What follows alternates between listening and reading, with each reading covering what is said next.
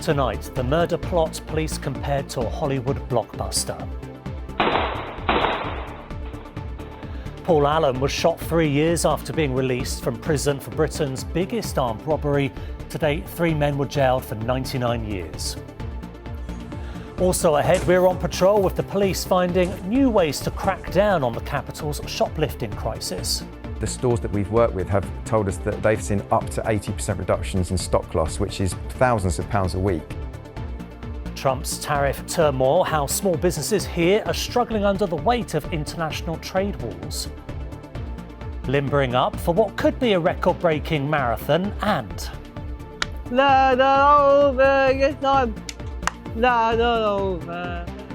singing for success as Palace prepared to face Aston Villa. Good evening. 3 men involved in a murder plot against one of Britain's most notorious armed robbers have been jailed for a total of 99 years. Daniel Kelly and brothers Louis and Stuart Ahern shot Paul Allen through his kitchen window in Woodford, leaving him paralysed. He was out of prison, having served time for his part in Britain's biggest cash robbery, £54 million, much of which has never been recovered. Here's Will Tullis. The sound of an attempted murder on a fellow career criminal turned cage fighter. This was the night that brothers Stuart and Louis Ahern and Daniel Kelly committed a conspiracy to kill, shooting 6 bullets through the Woodford window of Paul Allen, hitting twice, paralysing him for life. Their specific motive, the judge said, was not known. But what is known is that Paul Allen was a key member of Britain's biggest ever armed robbery when, in 2006, men with AK-47s stole £54 million in cash from a Securitas depot in Tonbridge in Kent. It's a case that the Metropolitan Police described as like the plot of a Hollywood blockbuster, but beneath the surface, in reality, horrific criminality, it said, by hardened, organised criminals. Kelly, seen on the right here on the night of the shooting, was said to have played a more significant role. For that, he was sentenced to 36 years. Louis Ahern was sentenced to 33 years, his brother Stuart to 30 years. I have no doubt that this agreement to murder Paul Allen involved other people, apart from the 3 of you, and that you 3 were motivated by a promise of financial gain. Paul Allen will be dependent on others for all of his needs for the rest of his life. The court heard it was a carefully plotted conspiracy. Stuart Ahern rented a getaway car, and the trio even placed a tracker in Paul Allen's vehicle, monitoring his every move. Remarkably, an iPad that was used to monitor that tracker was recovered by the Metropolitan Police from the bottom of the River Thames, also revealing evidence of calls between the 3 that proved vital to their prosecution. Daniel Kelly wasn't present at the Old Bailey for sentencing today. His lawyer said that was due to back pain. Louis and Stuart Ahern showed little emotion when the judge read their sentences, which confirmed the trio will spend the coming decades in prison. Will Tullis, ITV News. Now, last night we shared our exclusive access with the Met Police as they continue clamping down on shoplifting. Your neck! Shoplifting is, of course, on the rise more in London than anywhere else. Well, today, Anton Allen again joined officers targeting prolific shoplifters in Beckenham in an operation that's been months in the making. And Anton is here with me now. And you saw more arrests today. I did. After a lot of waiting and undercover work, the team of officers managed to arrest 7 people, and they seized items that still had the tag on from when they were suspected to have been shoplifting. Now, these people were profiled because they believed they were prolific shoplifters. They were people that had targeted the same shops on multiple occasions, and the Met believe that they're driving up these offending rates. So being able to get them off the streets means that they'll be able to focus on other crimes. So I asked the Met, well, this is a strategy you believe in. Why do you want to roll it across the whole of London?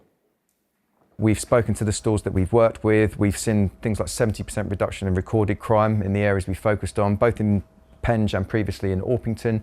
And the stores that we've worked with have told us that they've seen up to 80% reductions in stock loss, which is thousands of pounds a week. And if you think over the course of a year, it's enormous sums. It's hundreds of less offences, potentially hundreds of thousands of pounds worth of losses being prevented. The scale of it is huge. What do we know about what's driving this shoplifting epidemic then? Well, experts believe there's three types. There's your shoplifting where it's someone who's facing addiction and they're doing it a prolific amount of times, like we just saw. Or it could be a chancer, somebody who's looking for some kind of thrill seeking, or what I investigated yesterday when it comes to that organised crime. Now, I asked an expert, well, most people think cost of living crisis when they think shoplifting. Is that the case? Some individuals might steal one or two items to make the household budget stretch further, to put food on the table. However, they are not driving this crisis of acquisitive crime currently. Organised criminal networks are targeting the UK retail sector for one reason. They see it as high reward and low risk. And that's really where we need to focus attention alongside with tackling drugs and drug addiction, which drives a lot of criminal activity. And that would really begin to turn the tide on the tsunami of shop theft. Well, the operation I was on today is called Kelleher. The police say it's led to over 30 arrests, which means that they'll be able to free their time to investigate more and even more serious crimes, which I'm sure the public will be happy to hear. Yeah, really interesting stuff. Thank you, Anton. Next, a teenager has been jailed for life for stabbing another teenage boy to death in Highbury Fields. Deshaun James Tuitt was at a birthday celebration when he was confronted by his killer, who was carrying a large knife and wearing a face covering. Despite managing to let officers know he'd been stabbed, he died at the scene. And a serving Met Police officer has been charged with 6 counts of sexual assault and 1 count of voyeurism. PC Joseph Rees was arrested 2 years ago on suspicion of sexual assault by touching 2 women whilst he was off duty.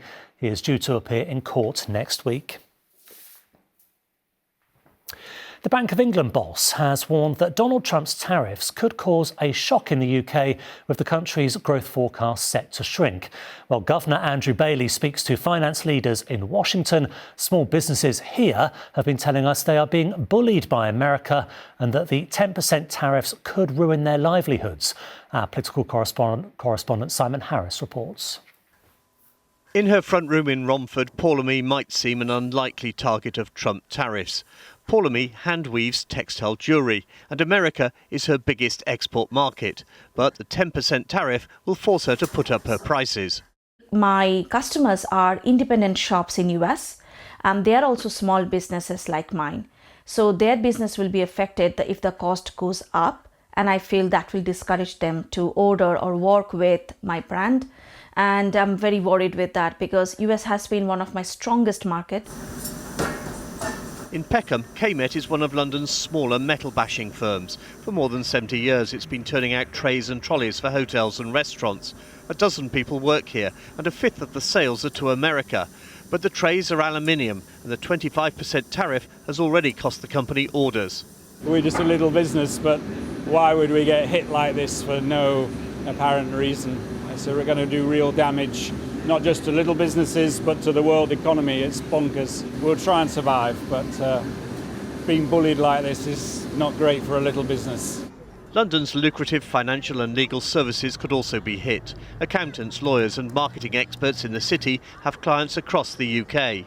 For example, car manufacturers in Britain, they're buying legal services, they're buying accountancy services, they're buying consultancy services, they're buying advertising services, PR services from service firms in London. And if they cut their budgets, that will hit London. But for some firms, there may be opportunities. This popcorn business in Park Royal is expecting its US sales to take a hit, but it could also benefit from an America-China trade war. China's a large market for us as well, and if the American-China trade war plays out, effectively American popcorns become 100% more expensive, so there must be an opportunity for us to send more to China. In Romford, Paula Mee is now researching new markets in the hope of selling her jewellery to Australia, Asia and the Middle East. But for many businesses, a trade deal with the US can't come soon enough. Simon Harris, ITV News, Peckham. Well, the row on tariffs caused some tension between our MPs on the late debate last night. If you missed it, you can catch up with the full programme on ITVX.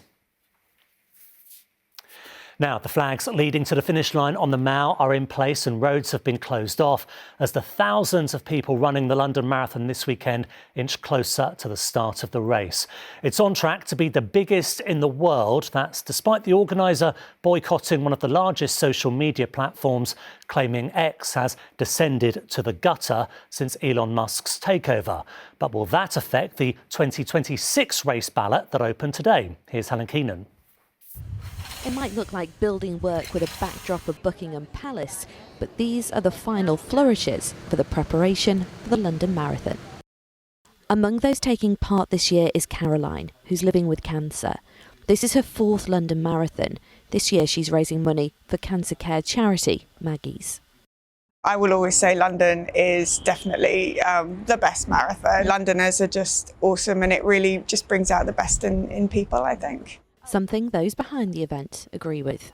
To Big Ben, the Houses of Parliament, Buckingham Palace, Birdcage Walk, on the Mall. It's a tour of London and it shows the world its beauty. It brings £250 million worth of economic and social benefit to London every year. Today was the launch of the 2026 ballot with Paula Radcliffe, who was World Marathon Champion 10 years ago. Marking its 45th anniversary with a display of competitors' videos at Tottenham Court Road. It's on track to be the biggest in the world this year. That's despite the organiser boycotting one of the largest social media platforms, claiming X has ceased to be a positive place since Elon Musk's takeover. How will London stay relevant amongst all the other big marathons in the world without promoting itself on certain platforms? People will make us relevant. The stories will make us relevant. This conversation will make us relevant. There are other channels in the world. There are other ways to talk. Would you consider coming off other social media platforms going forward? We will always consider who we engage with and how we engage. What I am trying to make it is to really just get people to connect with each other. That's what happens on Marathon Day. You're going to have people in London, people coming in to London to support you who have never met you before. And they're competing for first place in the record books. This year's event's aiming to break the world record for the most finishes in a marathon. With more than 56,000 people expected to run, they'll find out if they're the winners after the marathon on Sunday. Helen Keenan, ITV News. In a few minutes, we'll have the all-important marathon forecast, plus Poppy's return to the Tower of London. We have exclusive access to the new Remembrance display and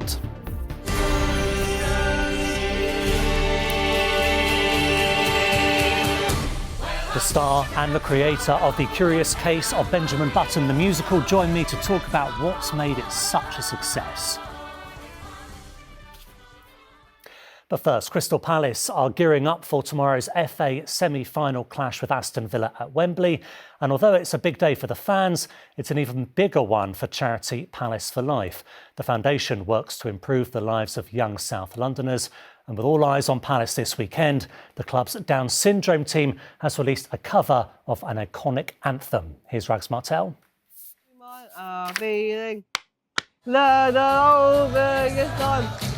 Singing when they're winning. As Palace prepare for their FA Cup semi, the DS Eagles, the club's Down syndrome team, is already winning hearts chanting this charity cover. What was it like recording the song? It was very good. I sang with my friends. Yeah, I really enjoyed it. Did you know you could sing? Yes, I sang with my heart out. I could tell. The recording began back in October, part of something called DS Game On, helping young people with Down syndrome find confidence. What was it like recording the song? So fun. Getting in the booth for them was really quite nervy because when you get the headphones on, you don't hear anything. It's really silent. But I said to Rory, just sing like you're at a match. And a lot of them really stepped up and like they're in the stands, just pitched themselves singing it. I think it came out really well that way. I don't mind. Rory, perfect.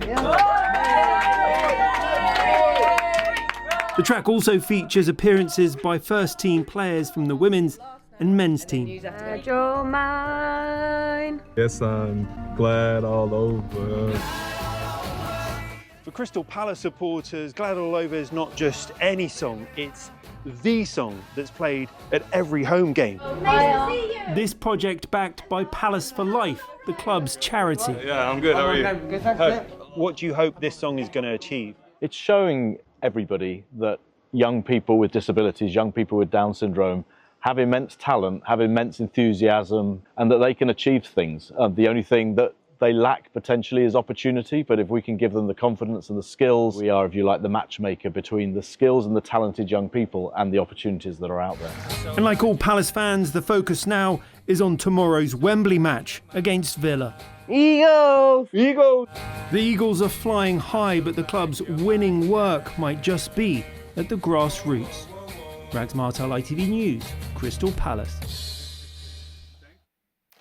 Now, it's a short story from F. Scott Fitzgerald that's inspired an Oscar-winning film starring Brad Pitt, and now a musical adaptation of The Curious Case of Benjamin Button is the toast of the West End, having won 3 Olivier Awards. It tells the story of a boy who is born old and then grows younger.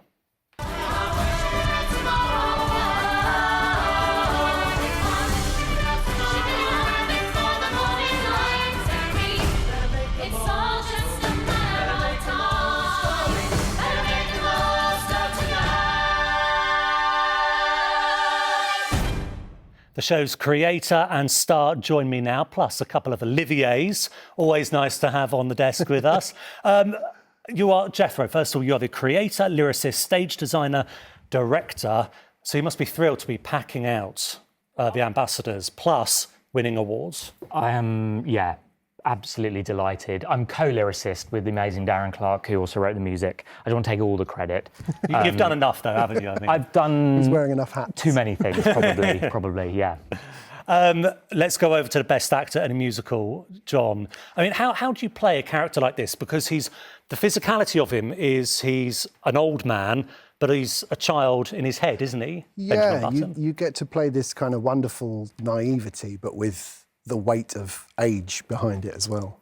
We talked a lot, didn't we, about when we started off how best to kind of achieve that physically without kind of hamming it up or kind of doing sort of dithery old man acting and try and keep it as real as possible, because then people will buy into it. We're not using any makeup or special effects or anything like Brad Pitt got. So it's all about their imagination and me trying to fill it with something believable. Yeah. Well, that's the interesting thing, because Brad Pitt in the film, of course, you can use all the effects that Hollywood, has at its disposal. Mm-hmm. What do you do on stage then to sort of represent that you are getting younger, older? We have a few different little tricks. So in costume, the first costume that I wear is a little oversized, which makes me look quite small inside it. There's a lot of posture stuff. We talked about the idea that gravity has been kind of turned up, so everything is just a bit slower and a bit harder, to achieve. And then I go off in the interval and have a very strong coffee and come back and be 20. Much more energised. Yeah. Jethro, what attracted you to the story? Because weren't you sort of casting around for something to write about and then came across? Yeah, I had the idea. I knew I wanted to make a musical set in Cornwall, where I'm from, and I knew it would be an actor-musician show because I'd had a little experience working with actor-musicians, and then discovered the short story of The Curious Case of Benjamin Button. And I think the fact that it's sort of at its heart a fairy tale, and that just sort of seemed to fit really nicely with the setting of Cornwall and the sort of the folklore of Cornwall. And realised actually I can just take that story, relocate it to a harbour in North Cornwall. And that was about 8 years ago, and then it's been a long journey since then. It's interesting that you thought it would fit, because the book is set in Baltimore, isn't it? Yeah. I think the movie was set in the US as well, but you saw that actually it's a sort of quite a mystical story, isn't it? A bit of a fable, and you thought that would work with the wilds of Cornwall, I guess. Yeah, absolutely. And because it sort of telling it as almost like a folk tale, and using folk music and using the music that is associated with Cornwall to tell the story. We have an incredible company of actor musicians who all play all the instruments and sing and dance and act, and they tell the story. There's a lot of narration where they also help with the de-aging by sort of reminding you that he's getting what age he is now and how many years might have passed since the last time we saw him. And it all just seemed to fit really nicely together. It is very physical, as you say. You're performing instruments as well as playing your parts. It's a bit like Come From Away in a way. I don't know if you like having your work compared, but to Come From Away, it's fine. That's an amazing show. So Jethro's that's a big fine. fan, so it's okay. Yeah, we've had that quite a lot, that comparison. They're just remarkable. It's an incredible company. I think between 13, 14 of them, they play something like 30 instruments. It's really impressive to watch. I mean, it's kind of amazing that the West End hasn't really tapped into the active muso thing as much as it could have, really, because there's something just so impressive when you're seeing everything that you're hearing being made in front of you. You know, there's no off-stage hidden band or backing track that we're piping into. That would actually be a lot more difficult if we were trying to do it. It's a feast for the audience, isn't it? Yeah, absolutely. Tell us about the Olivier's. What was it like when your name was read out? Yeah, bonkers. Yeah, it was unexpected and wonderful, and to be recognised for something that you work hard for is always amazing, especially when it's from your peers, as the Olivier's are. Yeah, it's massively overwhelming and incredibly scary getting up in front of all those people, especially when you're standing at that microphone and looking out and seeing all these faces that you recognise. All that hard work was worthwhile. Well, yeah. Wonderful. You're still at the Ambassadors, aren't you? You've got to go off for a performance now. Yes, Thank you so much, evening. John and Jethro. Wonderful speaking to you. Thank you. Finally, if you cast your mind back to 2014, a sea of ceramic poppies flowed past the Tower of London in a poignant display of remembrance. This year, they'll be back in a new display to commemorate 80 years since the end of the Second World War, highlighting the damage done to the tower during the Blitz. Carolyn Sim went to see the start of the installation process. In the grounds of the fortress, poppies have returned. 30,000 of them carefully installed, so it looks like the tower itself is wounded and droplets of blood are flowing down onto the grass. This one is meant to resemble a kind of wound or the impact of an explosion. The display will run from May to November to mark the 80th anniversary of the end of the Second World War. This bit here is where there had been a building that was bombed in the Second World War. So in a way, we're on the site of a kind of impact and a wounding to the tower at that point. So kind of the idea that the tower was wounded as a kind of metaphor for the whole of the East End is something that I felt was very sort of powerful.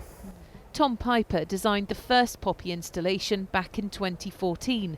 Then over 800,000 poppies filled the moat, marking 100 years since the start of World War I. 4 years later, the tower was lit up by thousands of individual flames in remembrance of the end of the war.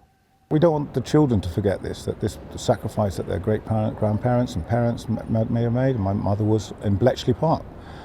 We're a pretty well connected military family, but it just brings it home to you, the loss and sacrifice. It's become an iconic place for remembrance, and people associate the poppies with the tower. So I think the way that we've done this installation this time, sort of really celebrating the end of the Second World War, reflecting on the wounds of war, is going to be really special. When these poppies were made for the 2014 display, each of them represented a life lost. Thousands of them were sold online, but these ones were stored in the Imperial War Museum. Dozens of volunteers have signed up to help. Lucy Wood has lived in the Grenfell community all her life. We need to keep looking back and kind of recognising kind of how far we've come as well. So yeah, it's quite important to be able to be part of this.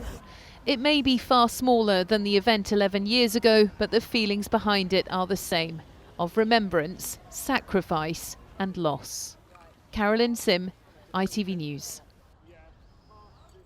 On to the weekend weather then. What is it going to be like for the marathon runners and the spectators? Chris has the forecast now. Today's forecast: Blue skies, followed by a spread of hot and cold plates. TUI sponsors ITV London weekend weather. Hello there. Very good evening to you. Well, the story across the capital today has been one of fairly fine weather, actually, with some welcome spells of sunshine. And as we look towards the weekend, it stays mostly fine too. Increasing amounts of sunshine, especially by Sunday as we work towards the London Marathon. But it's also set to warm up, and that warming trend is set to continue as we move into next week. It's because of this little weather front here, which will bring some cloudier skies for a time on Saturday, but as high pressure builds in, the winds stay light and the air drifts its way in from the south.